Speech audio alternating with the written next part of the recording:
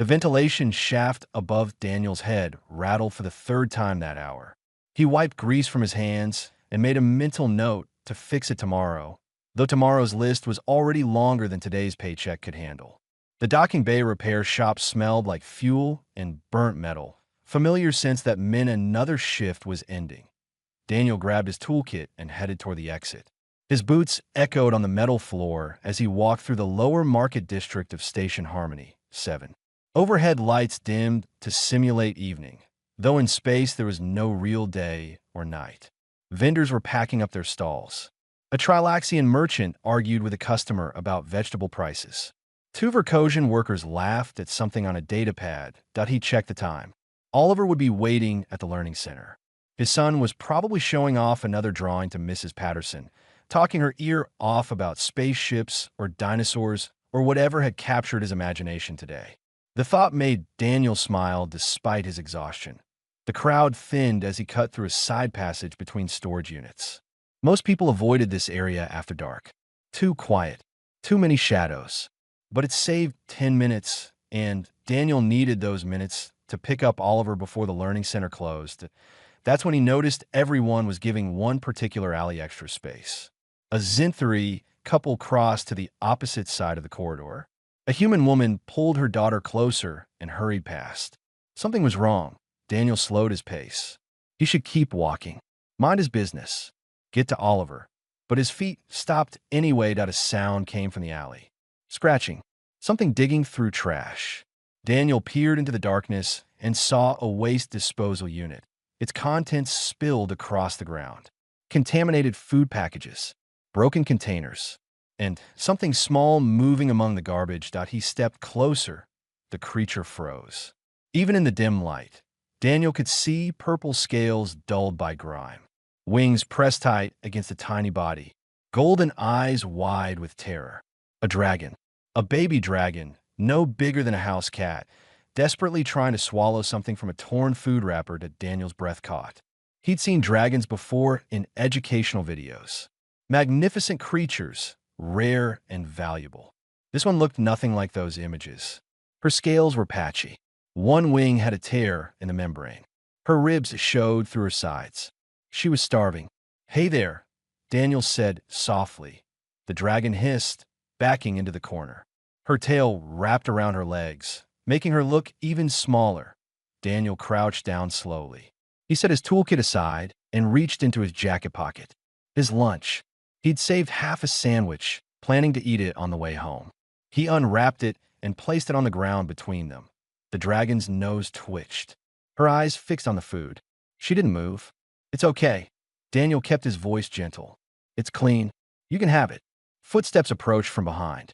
Daniel glanced back to see a Verkosian merchant, all four arms crossed over his chest. "You're wasting your time, human," the merchant said. "That's vermin. Pest control should have caught it weeks ago. Dragons are dangerous once they grow. Best to call the authorities now." Daniel ignored him. He pushed the sandwich closer to the dragon. "They carry diseases," the merchant continued. "And there's a bounty if you report it. 500 credits. Easy money." "She's a child," Daniel said quietly. "Look at her. She's terrified and starving." The merchant made a dismissive sound. "It's an animal. A valuable one, true, but not worth the trouble. Call it in, collect the finder's fee, move on." "No." The Verkosian stared at Daniel for a long moment, then walked away muttering about foolish humans. Daniel turned back to the dragon. She crept forward while he was distracted. Her small claws touched the edge of the sandwich. She grabbed it and retreated, watching him with those huge golden eyes. She ate like she expected the food to disappear. Fast, desperate, Daniel's heart ached. He thought about Oliver. Safe. Federal loved. He thought about what would happen if his son was alone somewhere, cold and hungry, with no one to help. This dragon was someone's child once. Maybe her parents were dead. Maybe she'd been abandoned. Maybe she'd escaped from smugglers. The how didn't matter. What mattered was she was here, now, suffering. The dragon finished eating. She made a small sound, almost like a chirp. Her tail unwrapped slightly. Daniel slowly extended his hand, palm up, not touching her. Just offering. "I know you're scared," he said. "I know you don't understand me. But you can't stay here. It's not safe. The dragon tilted her head, studying him. Daniel thought about his tiny apartment, thought about the rules against pets, thought about how he was barely making rent as it was, thought about all the very good reasons to walk away. Then he looked into those golden eyes again and saw what he'd seen from the start. Not an animal, not vermin, not a commodity, a child. Hey, small one, Daniel said gently. Do you want to come home? The dragon didn't understand the words, but something in his voice, in the way he sat patiently without grabbing or threatening, made her pause. She took one tentative step forward, then another. Daniel stayed perfectly still. She walked right up to his hand and sniffed it. Her scales were rough under his fingertips when she pressed her head against his palm. She was shaking, from cold or fear or both. Daniel carefully scooped her up. She weighed almost nothing, her wings tucked against his chest as he wrapped her in his jacket. She made that small chirping sound again, but she didn't fight. Okay, Daniel whispered. Let's get you somewhere warm. He stood up, cradling the bundle close. The dragon's heart beat fast against his ribs. Oliver was going to have questions.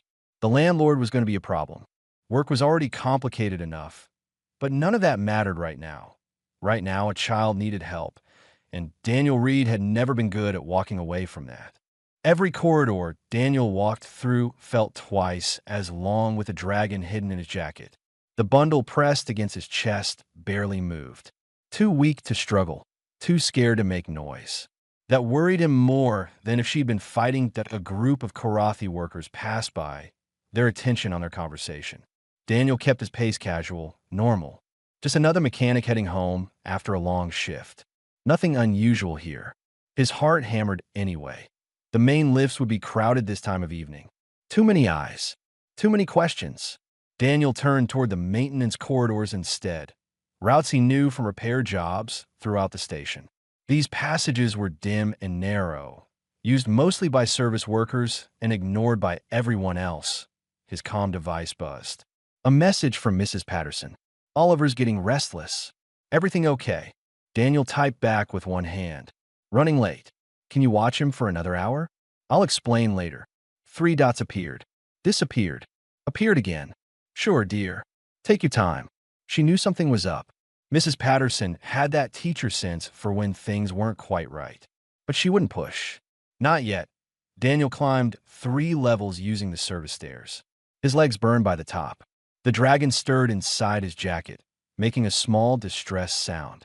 Almost there, Daniel murmured. Just hold on. The lower residential sector was quiet. Most people were still at work or eating dinner. Daniel reached his apartment door and pressed his palm to the lock. The door slid open with a soft hiss. Inside, everything looked exactly as he'd left it that morning. Small living space with a worn couch. Kitchen area with dishes from breakfast still in the sink. 2 bedroom doors, one with Oliver's drawings taped to it. Home. Daniel locked the door behind him and finally let himself breathe.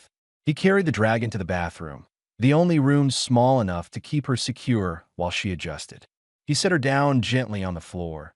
She immediately scrambled to the corner, pressing herself against the wall where 2 surfaces met. Her wings spread slightly, a defensive posture. Her golden eyes tracked his every movement. Daniel backed up, giving her space. He turned on the water in the tub, letting it warm up.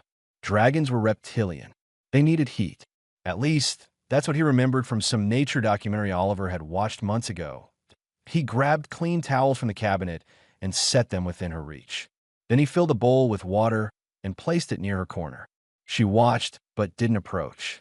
I need to go pick up my son, Daniel said quietly. I'll be back soon. You're safe here. I promise. The dragon tilted her head at the sound of his voice.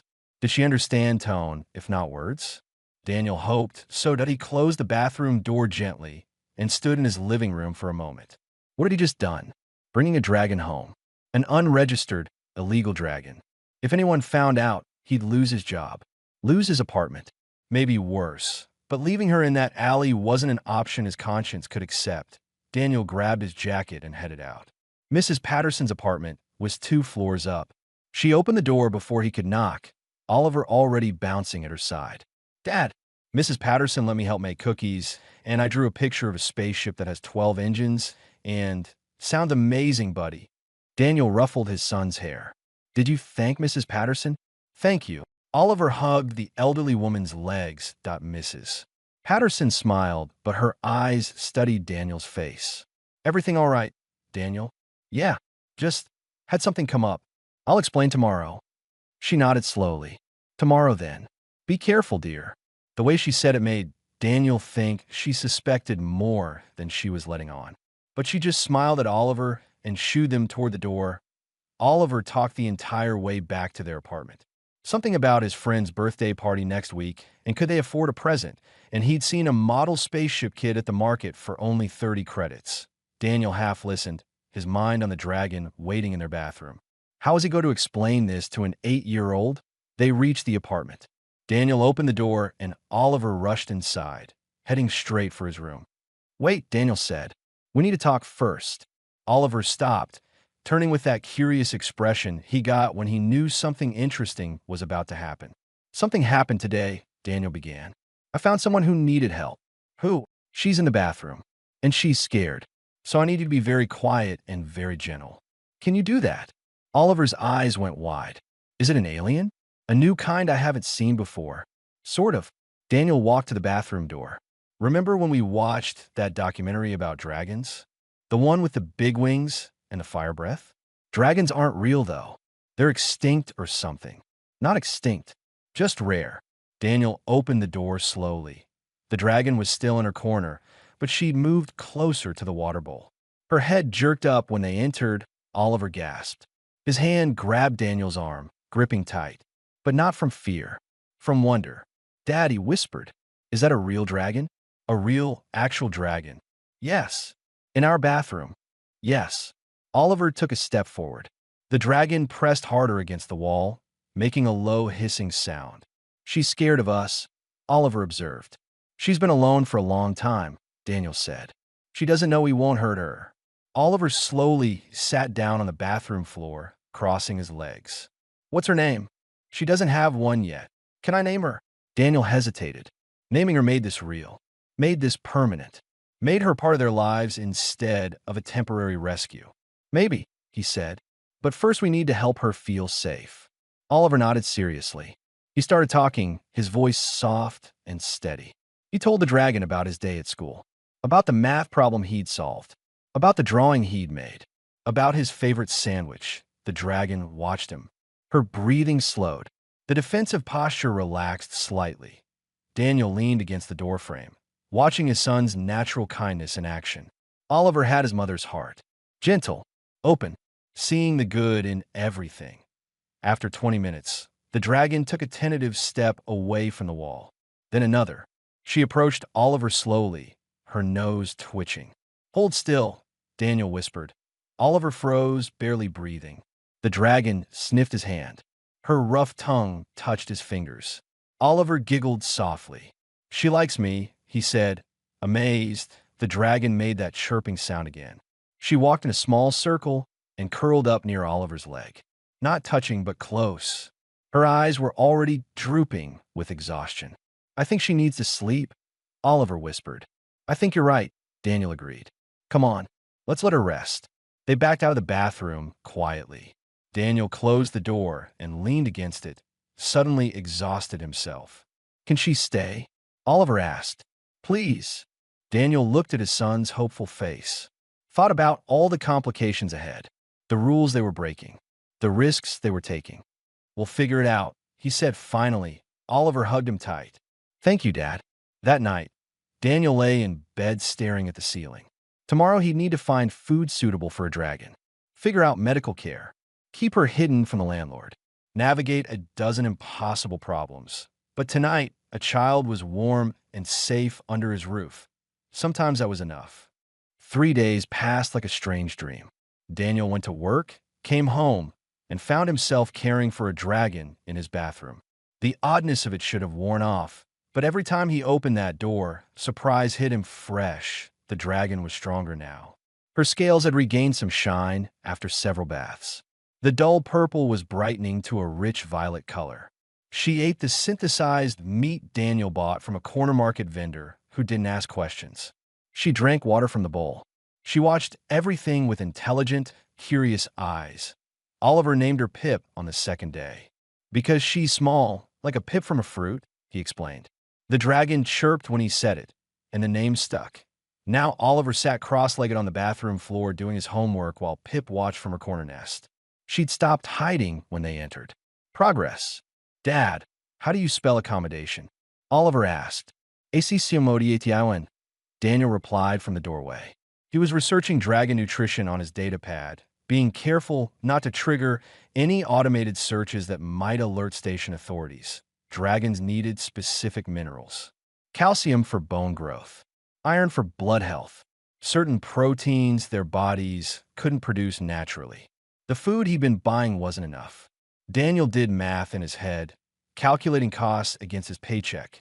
They'd have to eat cheaper meals this month. He'd skip lunch at work. Pip's watching me write, Oliver said. I think she's interested. Daniel looked up. Sure enough, Pip had crept closer. Her golden eyes followed Oliver's pencil across the paper. Maybe she wants to learn, Oliver suggested. Maybe, Daniel agreed, though the idea seemed too hopeful. But then again, a week ago he wouldn't have believed he'd have a dragon living in his bathroom, but a knock at the door made Daniel's heart jump. He closed his data pad and walked to the entrance. The screen showed Mrs. Patterson holding a covered dish. Daniel let her in. She bustled past him toward the kitchen. I made too much dinner, she announced, which they both knew was a lie. Figured you boys could use some real food. Thank you, Mrs. Patterson. You didn't have to hush. She set the dish on the counter, then turned to face him directly. Now, are you going to tell me why I heard chirping sounds through your ventilation shaft yesterday? Daniel's stomach dropped. I can explain. I'm sure you can. She crossed her arms, but her expression was more curious than angry. Is it what I think it is? Depend what you think it is. Dragon. Small one. You found her and brought her home like you're running some kind of one-man rescue operation. Daniel sighed. Something like that. Mrs. Patterson walked toward the bathroom. May I? She's still nervous around new people. I'll be gentle. She opened the door slowly. Pip immediately pressed herself into the corner, wings flaring defensively. Oliver looked up from his homework. It's okay, Pip, Oliver said. This is Mrs. Patterson. She's nice. She makes good cookies. Mrs. Patterson knelt down slowly, her old knees creaking. She didn't approach Pip, just observed from a respectful distance. Poor little thing, she murmured. Look how thin she is. Daniel, have you been feeding her properly? I'm doing my best. Dragon nutritional information isn't exactly easy to find without raising flags. Mrs. Patterson stood back up, closing the door behind her. In the kitchen, she pulled out her own data pad. My late husband was a xenobiologist, she said. I still have access to his research files. Let me look. She tapped through screens while Daniel watched nervously. After a few minutes, she nodded. Here, dragons are obligate carnivores, but they also need bone meal for calcium and kelp supplements for iodine. Without proper nutrition, her wings won't develop correctly. She transferred files to Daniel's pad. Shopping lists, feeding schedules, warning signs of malnutrition. Why are you helping? Daniel asked quietly. Mrs. Patterson looked at him over her glasses. Because you're doing the right thing. That child would have died in those streets. Now, she has a chance. That matters more than regulations. She gathered her things to leave, but paused at the door. Be careful, though. Building Super has been sniffing around. I think someone reported unusual sounds from this unit. You'll need to keep her quieter. After she left, Daniel stood in his small kitchen, feeling overwhelmed. The cost for proper food, the risk of discovery, the impossible situation he'd put his family in. Oliver appeared in the doorway. Dad? Pip did something. Daniel followed him to the bathroom. Pip was holding Oliver's pencil in her claws. On the floor, she'd made marks on a piece of paper. Not random scratches. Deliberate lines. Attempting to copy Oliver's letters, Daniel stared. She's trying to write. Told you she wanted to learn, Oliver said proudly. That night, after Oliver was asleep, Daniel sat on the bathroom floor. Pip was curled in her nest, but her eyes were open, watching him. You're smart, Daniel said softly. Smarter than anyone gives your species credit for. That's going to be a problem. Pip tilted her head. Because smart means sentient. Sentient means you should have rights. But galactic law doesn't recognize dragons as sentient beings. To them, you're property. Valuable property. Pip made a small questioning sound. I don't know what to do, Daniel admitted. I want to protect you, but I'm just a mechanic. I don't have money for lawyers or influence with station authorities. Pip slowly uncurled herself. She walked across the bathroom floor, each step deliberate. She stopped at Daniel's knee and looked up at him. Then she did something that broke his heart and filled it simultaneously. She climbed into his lap, curled up, and pressed her head against his chest, trusting him completely that Daniel's hand hovered over her back, afraid to touch, afraid to break this fragile moment. Then he gently stroked her scales. She made a soft, content sound. Okay, Daniel whispered. Okay, I'll figure this out. I promise. The next day at work, Daniel's supervisor Grell approached his workstation. The Zenthree's multiple eyes focused on Daniel's screen. You've been researching dragons on your breaks. Grell observed that Daniel's blood went cold. Just curious. Curious. Right. Grell leaned closer. You found one, didn't you? I don't know what. Reed, listen to me. Dragons are worth serious money on the mining colonies. Their size lets them access tight spaces. Their intelligence makes them trainable. Their expendability makes them profitable. If you found one, turn it in. Get the finder's fee. Move on with your life. Daniel met Grell's eyes. I didn't find anything. You're lying. Prove it. Grell studied him for a long moment. You humans, always making things complicated with your feelings. That dragon isn't a pet. It's not your friend. It's a resource. She's a child. It's a dragon. Daniel turned back to his work. I need to finish this repair. Grell walked away, but Daniel knew the conversation wasn't over. His supervisor suspected. How long before those suspicions turned into action? That evening, Daniel came home to find Oliver teaching Pip simple words. She could say home now. Sort of. It came out more like home, with extra breath sounds, but the intent was clear. Oliver pointed at Daniel. Dad. Pip looked at Daniel. Dea. Close enough. Oliver pointed at himself. Brother. Pip considered this. BR. They were family now, whether the galaxy recognized it or not. Daniel just had to figure out how to keep them that way. The announcement came through the station-wide system on a gray Tuesday morning. Daniel was fixing coffee when the speakers crackled to life. Attention all residents of lower district sectors 8 through 12.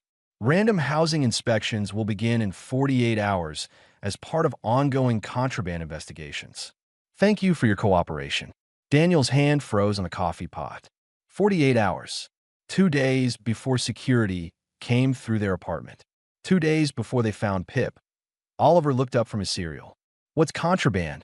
Stuff people aren't supposed to have, Daniel said, trying to keep his voice normal. Don't worry about it. Finish your breakfast.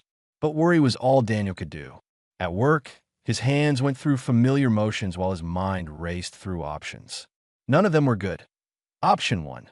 Turn Pip in before the inspection. Claim he just found her.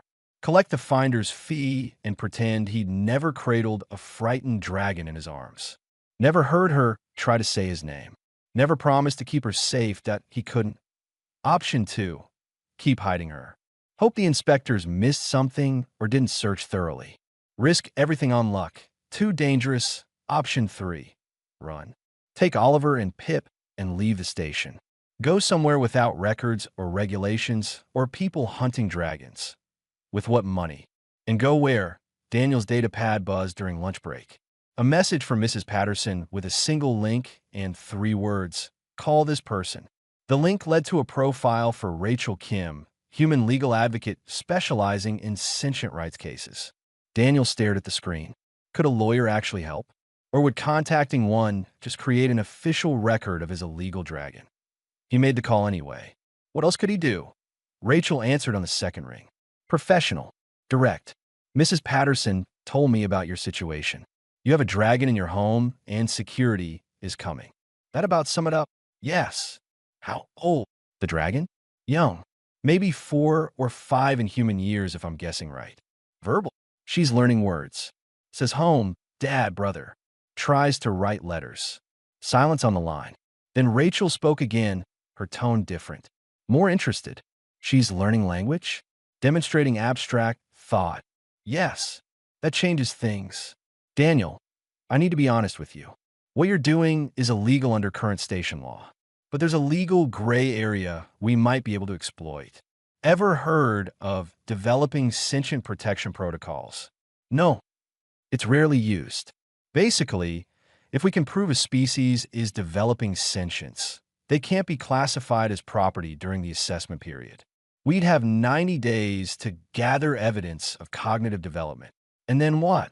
Then we petition for recognition. It's a long shot, expensive, takes months of evaluations and hearings. But it would buy you time and give Pip legal protection. Daniel's throat tightened at hearing Pip's name from stranger. It made her reel to the outside world. How expensive?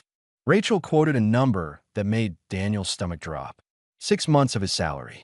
Maybe more. I don't have that kind of money. I know, but let me worry about funding for now. First, we need to get through this inspection. I'll file an emergency petition for foster guardianship under developing sentient protections. That'll make Pip's presence in your home legal, temporarily. But there's a catch. Of course there is. They'll send assessors, a psychologist, a legal observer, probably a security officer. They'll interview you, interview Pip, evaluate the living situation. If Pip doesn't demonstrate sufficient cognitive ability, they'll reject the petition and remove her immediately. Daniel thought about Pip hiding in the bathroom when strangers approached. How she still flinched at sudden movements. How 3 days ago, she'd had a nightmare and Oliver was the only one who could calm her down. She's traumatized, Daniel said. She's been living in the streets, starving, alone. She's just starting to trust us. If strangers come in demanding she perform for them, I know. It's not fair, but it's the only option I can give you. That night, Daniel sat on the couch with Oliver beside him. Pip was curled on Oliver's lap, a position that would have been impossible a week ago. Her tail wrapped loosely around Oliver's arm. Something's going to happen tomorrow, Daniel said carefully. Some people are coming to visit. They need to talk to all of us, including Pip. Why? Oliver asked. To see if Pip can stay with us. Really stay legally. Pip's head lifted at her name. She looked between them with those intelligent golden eyes. What if she gets scared? Oliver's voice was small. Then we'll be there with her. We'll help her through it. What if they take her away? Daniel pulled his son closer. I'm going to do everything I can to prevent that. Oliver was quiet for a moment. Then he looked down at Pip. You have to be brave tomorrow. Show them how smart you are. Show them you're learning and growing and you belong here with us. Pip chirped softly. She reached up with one small claw and touched Oliver's face. Gentle, careful, family, she said clearly. The word came out better than any she'd tried before. Family. Oliver's eyes filled with tears. He hugged her gently. Yeah, family. Daniel watched them and felt something break open in his chest. This was worth fighting for, worth risking everything for. The next morning, 3 people arrived at Daniel's door exactly on schedule. Dr. Amy Foster was a human woman with kind eyes and gray, streaking her hair. Praxis was a Karathi, his crystalline skin refracting light in blues and greens. Lieutenant Dash looked young for security, maybe late 20s, with a careful professional expression. They entered the small apartment, and immediately the space felt crowded. Oliver stood close to Daniel. Pip was nowhere to be seen, hiding in the bathroom. This is a standard assessment, Dr. Foster explained. We'll observe the living conditions, interview both of you, and evaluate the subject's cognitive development. The process usually takes 2 to 3 hours. Her name is Pip, Oliver said firmly. Not subject. Dr. Foster smiled. You're right. I apologize. We'll evaluate Pip's cognitive development. They started with questions. How did Daniel find her? What was her daily routine? What behaviors had they observed? Daniel answered honestly, showing them the research files Mrs. Patterson had provided, the feeding schedules, the attempts at teaching basic words and letters. Praxis took notes on a datapad, his expression unreadable. Many animals can be trained to mimic sounds or copy shapes. This doesn't necessarily indicate sentience. She's not mimicking, Oliver interrupted. She understands. She asks questions. Questions require language comprehension. Praxis said. Does she demonstrate that? She points at things she doesn't know and makes questioning sounds, Daniel explained. Yesterday, she pointed at the stars through the window and chirped with a rising tone. She was asking what they were. Interesting, Dr. Foster murmured. May we see her? Daniel walked to the bathroom door. His hand hesitated on the handle. Everything depended on the next hour. He opened the door slowly. Pip was pressed in her corner, wings half spread defensively. Her eyes were wide with fear. It's okay, Daniel said softly. These people want to meet you. They won't hurt you. Pip's gaze found Oliver. Her brother nodded encouragingly. She took one small step forward, then stopped.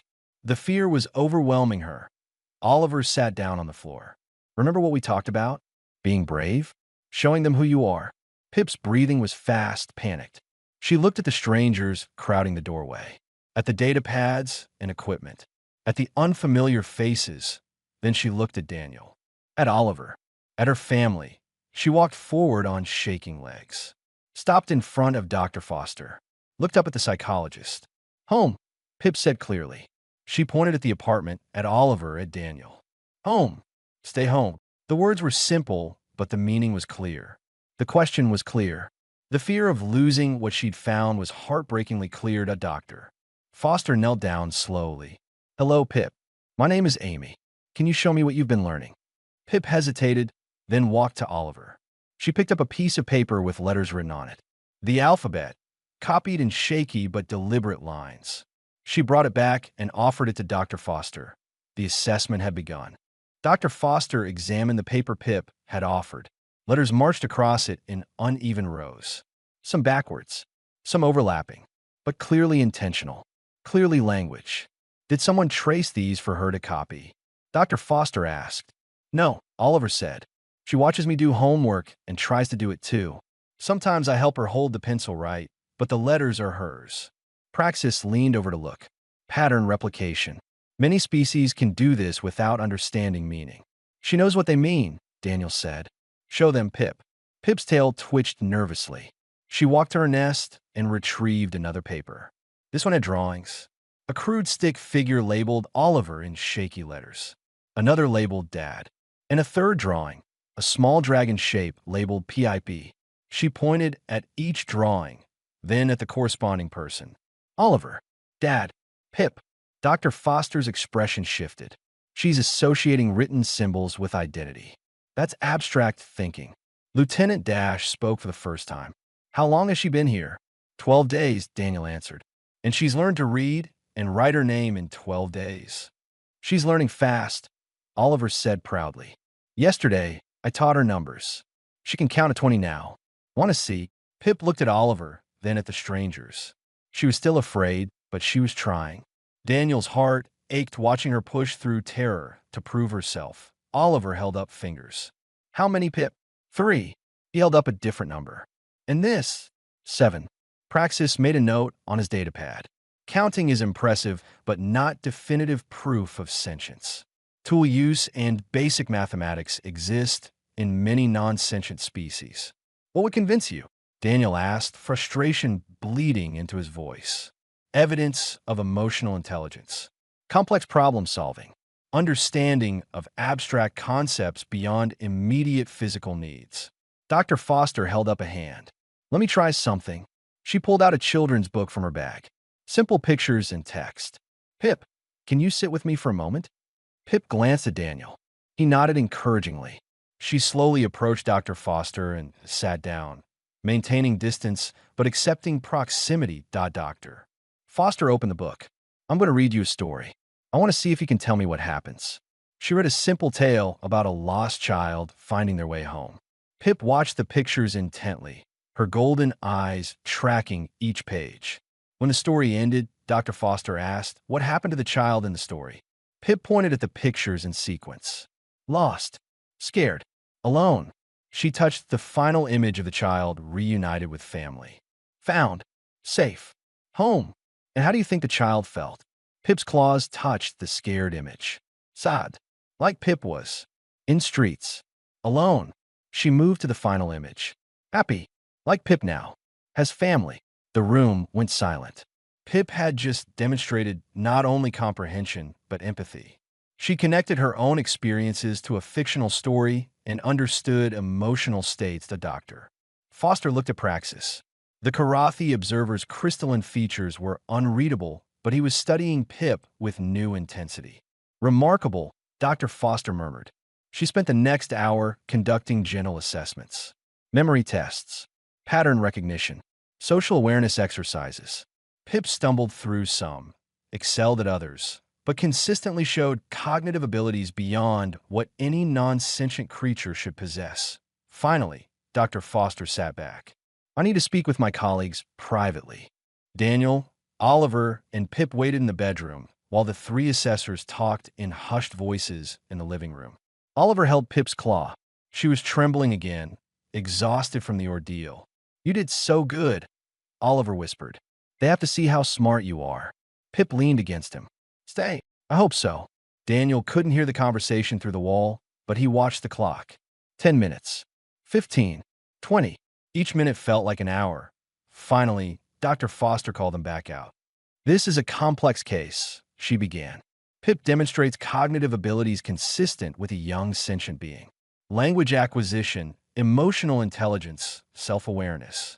Under normal circumstances, this would be sufficient for approval. Daniel's heart sank at the word, but he knew was coming. However, Praxis continued. There's a significant legal complication. Pip has no origin documentation.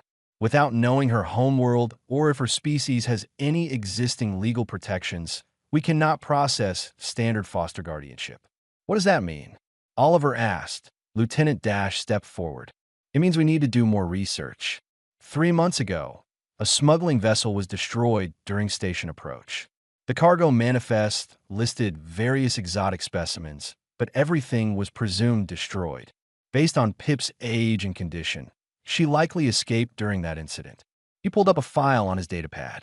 The ship originated from unregulated space. If Pip is from a species being trafficked, she needs protected status, not just foster care. Can you give her that protection? Daniel asked. I can approve temporary foster guardianship under special circumstances, Dr. Foster said. 90 days. During that time, Rachel Kim will work on establishing legal precedent for cross-species family bonds. Pip will need regular assessments to document her development, and you'll need to work with a trauma specialist to address her past experiences.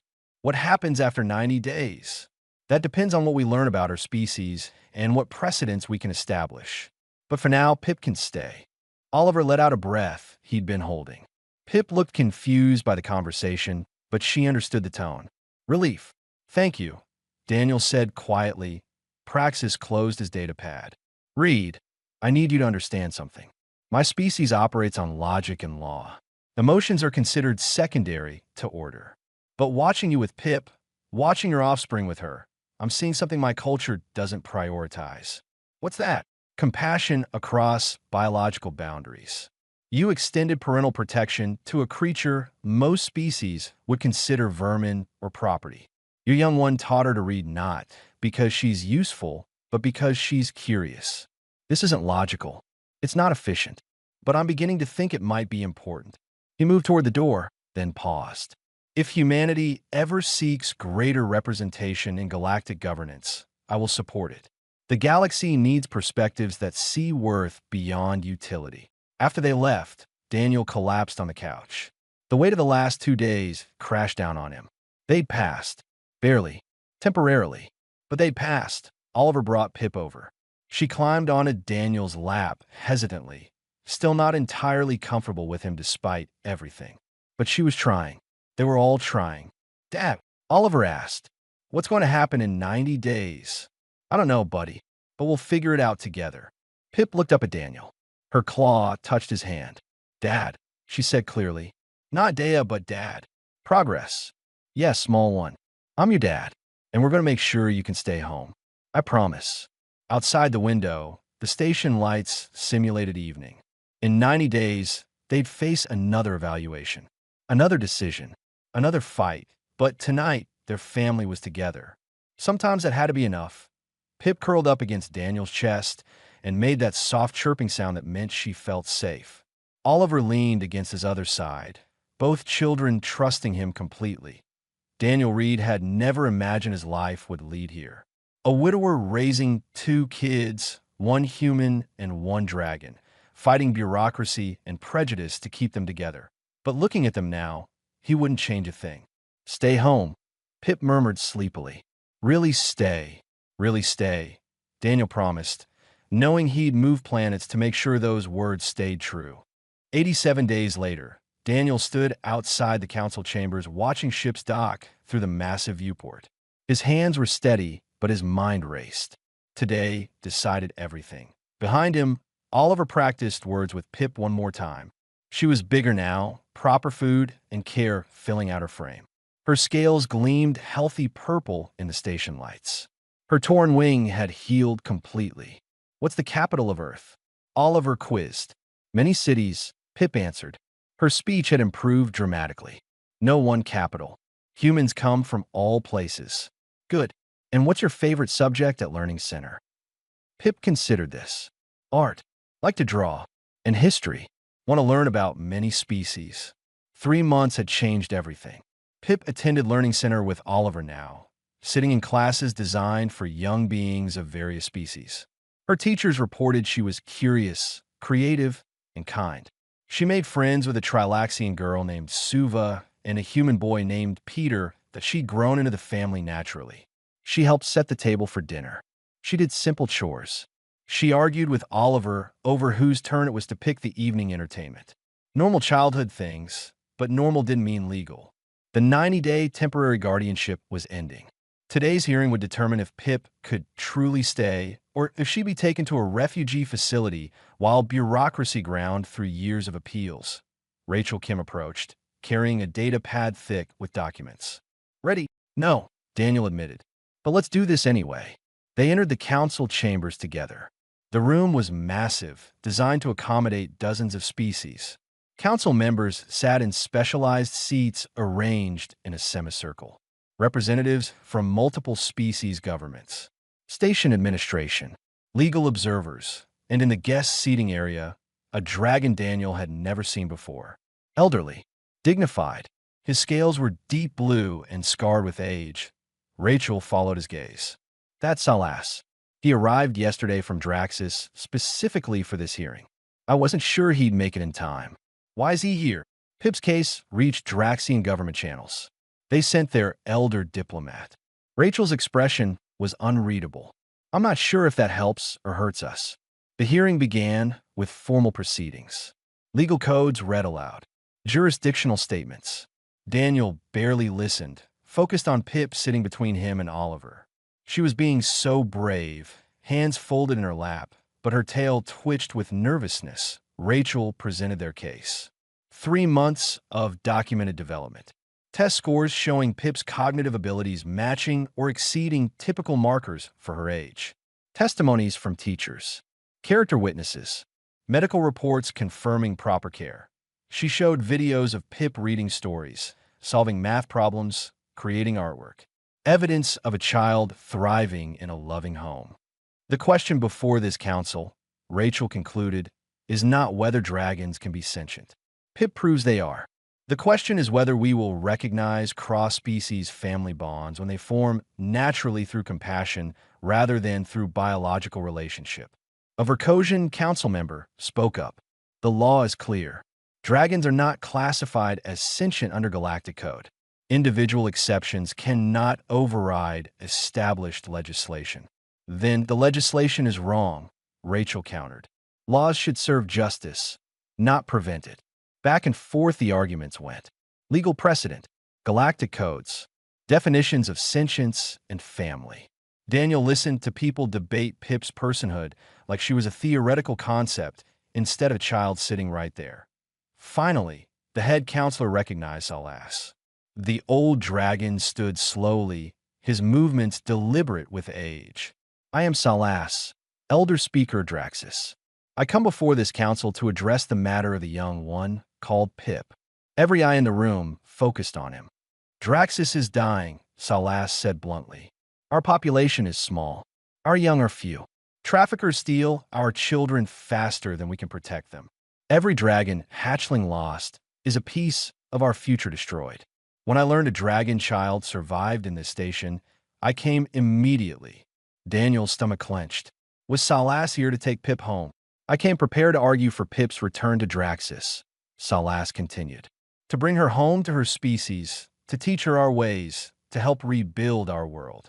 Pip's claw gripped Daniel's hand tightly. But I have spent 2 days observing this family, watching recordings of the past 3 months, and I have learned something that changes my position. Salas walked slowly toward where Pip sat. She shrank back slightly, intimidated by an adult of her species. Young one, Salas said gently in a language Pip didn't speak. Then he switched to common tongue. Forgive me. You do not speak our language because you never had the chance to learn it. You were stolen from our world as an egg. You hatched alone in a smuggler's hold. You survived terrors no child should face. He turned to address the council. By all rights, Pip should be dead, or broken, or sold to the highest bidder who saw her as a tool. Instead, she is educated, healthy, loved, because one human chose compassion over convenience. Because a human child chose friendship over fear. Salas looked at Daniel. Reed, you gave my people's child something more valuable than legal status or cultural education.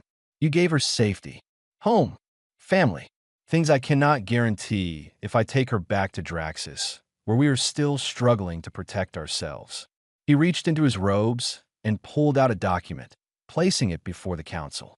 This is a formal petition from Draxus government. We request this council recognize cross-species guardianship in Pip's case. We acknowledge Daniel Reed as her legal parent under both human and Draxian law. We grant permission for Pip to remain on this station as a member of the Reed family. Shock rippled through the chamber. The Verkosian counselor who'd argued against them earlier leaned forward. Elder Salas, you're setting a precedent that could apply to other species. Other families. Good, Salas said firmly. Family's not blood. Family is choice and commitment and love. My species understands this. Perhaps it's time the galaxy did too. The council members conferred in low voices. Minutes stretched like hours. Pip leaned against Daniel, waiting. Finally, the head counselor spoke. In light of Draxian government support and the comprehensive evidence of Pip's cognitive development and family integration, this council approves permanent guardianship. Daniel Reed is recognized as legal parent to Pip of Draxus. This sets precedent for future cross-species family recognition cases. The words took a moment to register. Then Oliver whooped with joy, hugging Pip tightly. She made that chirping sound of happiness, her wings fluttering. Daniel felt tears on his face and didn't care who saw them. Thank you, he said to Salas. The old dragon nodded. Thank you for seeing her as a child when others would have seen merchandise. That takes a kind of courage my species values highly. He bent down to Pip's level. Young one, you have 2 homes now. Here with your human family. In Draxus, should you ever wish to visit. Both will welcome you. Pip looked at Daniel, then at Salas. Can I learn dragon language? Learn about Draxus? And still stay home here? Yes, Salas said gently. You can be both. Dragon and Reed. That is the gift of having 2 families. That evening, the Reed apartment felt different. Not in any physical way, but in the weight of permanence. Pip arranged her schoolwork on the table. Oliver built a model starship nearby. Daniel prepared dinner with ingredients he could finally afford, thanks to donations from the human community that had rallied behind their case. Dad, Pip asked, at school tomorrow, they want parents to come talk about their jobs. Will you come? Talk about fixing ships. It was such a normal request, such a simple childhood thing. Daniel's throat tightened. Of course I'll come. Can I tell them you're my dad? Really officially my dad? You better. It's legally official now. I've got the documents and everything. Pip grinned, showing small, sharp teeth. She went back to her homework, sounding out a difficult word with her tongue. Oliver looked up from his model. Pip, do you ever think about before? When you lived in the streets? Pip was quiet for a moment. Sometimes. Have bad dreams. Wake up scared. But then remember where I am. Remember I'm safe. Bad memories hurt less now. That's good, Oliver said. I have bad dreams too sometimes. About when Mom died. But they're getting less too. They sat in comfortable silence for a while. Then Pip asked Oliver, "What's a sibling bond ceremony? Where'd you hear about that?" "Suva at school. She said siblings do ceremony to celebrate being brother and sister. Can we do that? Ceremony for us?" Oliver looked at Daniel. "Can we?" Daniel researched sibling bond ceremonies from a dozen cultures while they ate dinner. He found a simple human tradition of exchanging promises and planting a tree together. They decided to adapt it. The next weekend, they went to the station's biodome garden. Mrs. Patterson came. Rachel Kim came. Lieutenant Dash came. Even Salas remained on the station long enough to attend. Oliver and Pip stood facing each other. They'd written their own promises. With help from Mrs. Patterson, Oliver went first. "Pip, you're my sister. Not because we have the same blood, but because we choose each other. I promise to teach you things, help you when you're scared, and share my toys even when I don't want to." Everyone laughed at the last part. Pip spoke carefully, nervous in front of the small crowd. "Oliver, you're my brother. You taught me to read, taught me to be brave, taught me family is people who love you no matter what. I promise to be a good sister, help you with homework, and not eat your snacks without asking." More laughter. They planted a small tree together, hands on the same shovel. A growing thing, like their family. Afterwards, Salas approached Daniel privately. "I'll leave tomorrow to return to Draxus, but I will be watching Pip's progress. Someday, when she's older, I hope she'll visit our world, meet others of her kind, learn her heritage. We'll make sure she knows where she comes from," Daniel promised. "And where she belongs," Salas added, looking at Pip playing with Oliver. "Which is here, with you. You gave our people hope, Reed. You showed that our children can survive and thrive, even when everything seems lost. That matters more than you know." 3 years later, Daniel stood in the same biodome garden watching a much larger Pip help Oliver with his science project. She was still small for a dragon, but healthy and strong. Her wings fully functional.